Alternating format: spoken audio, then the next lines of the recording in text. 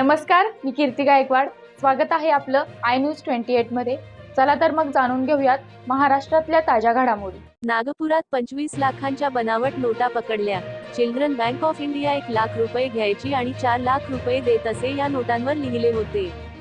महाराष्ट्रातील नागपुरात खऱ्या नोटांच्या बदल्यात बनावट नोटा देणाऱ्या टोळीचा पोलिसांनी पर्दाफाश केला आहे.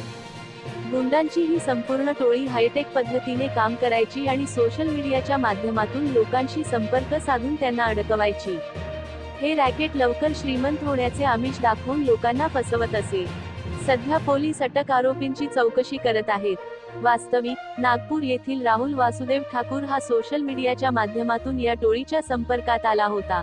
या रॅकेटमधील लोकांनी व्हॉट्सअप कॉल करून 1 लाख रुपयांच्या खऱ्या नोटांच्या बदल्यात 4 लाख रुपयांच्या नोटा देण्याचे आश्वासन दिले होते. त्यासाठी पैसे छापण्याचे मशीन असल्याचेही या गुंडांनी सांगितले.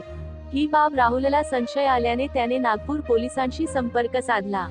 यानंतर रॅकेटच्या लोकांनी सांगितल्याप्रमाणे नागपुरातील सीताबर्डी परिसरात भेटण्याचे ठरले असता राहुल 80,000 रुपये घेऊन घटनास्थळी पोहोचला.